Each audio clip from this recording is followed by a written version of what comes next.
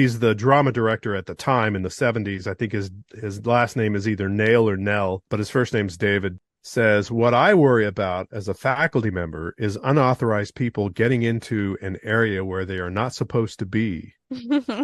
So whenever there's a noise up there, I have to go up and look. If I had $1 every time I've been up there after a noise I've heard, I'd be able to retire by now. Does he say, does he just go up there and nobody's up there?